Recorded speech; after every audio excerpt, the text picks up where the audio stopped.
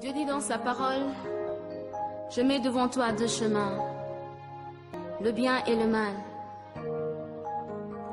Choisis lequel tu veux suivre. Mais moi, ton Dieu, je te demanderai de suivre le bien. Bonjour tout le monde, j'espère que vous allez bien aujourd'hui. En tout cas, c'est la moindre des choses que je puisse vous souhaiter. Que la journée soit bien passée et que ça aille comme vous le voulez. Alors aujourd'hui, nous allons parler de comment apprendre le respect à nos enfants. Avant tout, je voulais dire que, vous savez, le respect, il est primordial dans la vie. Quand vous voulez qu'une relation puisse perdurer et qu'une relation puisse faire long feu, comme on dit, que ce soit fraternelle, amicale ou amoureuse, il faudrait qu'il y ait à la base le respect. Donc, comment apprendre le respect à nos enfants, c'est ce qu'on va voir aujourd'hui. Pour apprendre le respect à nos enfants, il faut respecter trois principes. Donc, le premier principe, c'est lui apprendre les formules de politesse. Le deuxième principe, c'est être son exemple par excellence. Et le troisième principe, c'est être sévère quand il ne fait pas ce qu'il doit faire. Bon, concernant les formules de politesse, on les connaît toutes. Celles qu'on connaît toutes, bonjour, merci, pardon et s'il te plaît. Donc, si vous voulez que votre enfant apprenne, dise bonjour, parce que bizarrement de nos jours aussi, il en existe des enfants comme ça qui ne savent pas saluer les grandes personnes ou même leurs semblables. Donc, si vous voulez que votre enfant puisse vous dire bonjour, il faudrait que vous puissiez commencer. Donc, le matin, quand il se réveille, dites-lui bonjour, demandez-lui comment il a dormi, qu'est-ce qu'il a rêvé, prenez de ses nouvelles. Et en le faisant tout le temps, il va s'habituer à vous voir le faire et il va commencer à le faire naturellement. Si vous voulez qu'il puisse vous dire merci, commencez également à lui dire merci parce que vous devez être vous devez être son exemple par excellence. Donc, pour le moins de service qu'il puisse vous rendre, dites-lui merci. Que ce soit pour amener votre portable ou quoi que ce soit, dites-lui toujours merci. Si vous voulez qu'il vous rende service, dites-lui s'il te plaît. Vous voulez qu'il dise s'il te plaît quand il demande quelque chose, dites-lui aussi s'il te plaît.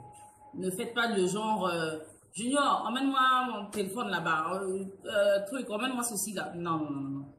Apprenez à dire Junior, s'il te plaît, apporte-moi la télécommande ou apporte-moi ci ou apporte-moi cela.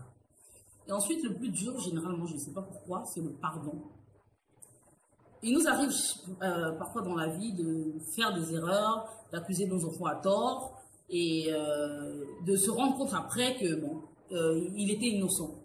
Dans ce genre de situation, allez vers votre enfant, demandez-lui des excuses. C'est important. Alors, en allant vers lui pour s'excuser, vous l'apprenez naturellement également à s'excuser. Et donc, au résultat, vous aurez un enfant respectueux, un enfant sincère et un enfant qui aura du mal à mentir. Parce que vous savez, c'est pas parce que c'est votre enfant que vous allez lui parler comme vous voulez et puis faire ce que vous voulez comme vous voulez. Non, c'est pas possible. Parce que c'est une personne à part entière qui a également besoin de son respect. Alors, hier, j'ai vécu une situation, par exemple, qui m'a vraiment troublée. Bizarre, franchement. Je suis allée chercher mes enfants à l'école et en sortant de l'école, il y a une petite de peut-être 3-4 ans par là qui insultait sa maman. Et qu'est-ce que la mère a fait en retour? Elle a insulté sa fille également. Et ensuite, elle lui dit, on ne t'a jamais appris à respecter les gens? Moi, j'aimerais dire à ce genre de mère qui insulte leur enfant. Le on là, c'est pour qui? Quand vous dites on là, c'est qui doit apprendre à l'enfant à ne pas insulter ni les grandes personnes, ni ses semblables. Sincèrement, il faudrait qu'on puisse prendre notre rôle au sérieux.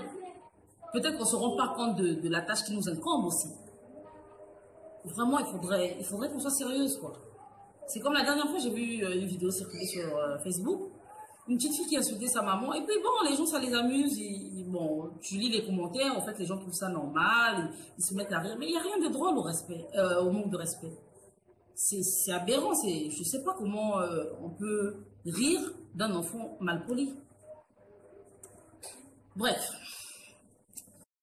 Je me souviens d'une fois, je parlais avec ma petite sœur, Tresnel, que je salue au passage, qui m'a dit quelque chose qui m'a vraiment impacté dans ma vie positivement. Je ne te l'ai jamais dit, Tresnel, je profite pour l'occasion. Merci énormément pour ce qui va suivre. Que Dieu te bénisse pour ça, vraiment merci.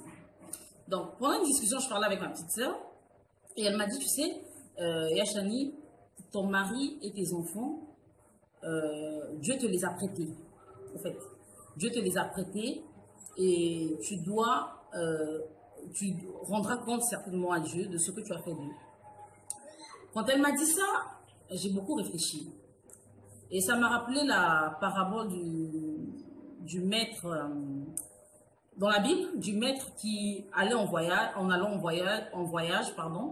qui a distribué des pièces à ses serviteurs et à son retour, il a fait le point, il a vu que ceux qui n'avaient rien fait et ceux qui avaient fructifié.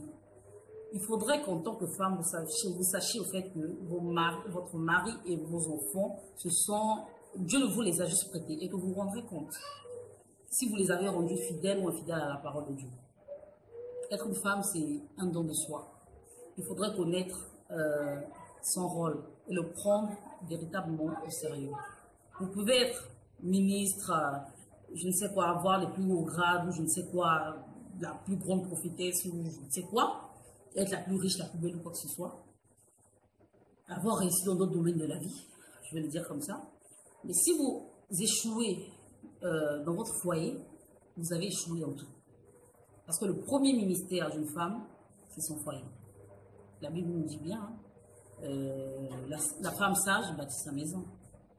Elle bâtit sa maison. Voilà, c'est pas la maison de la voisine, ni de la sœur, ni de la cousine, quoi que ce soit, c'est sa maison. Donc, maman, s'il te plaît, bâtis ta maison. Et sois sage. Sincèrement, veillant sur nos enfants. Et inculquons-le le meilleur qui soit.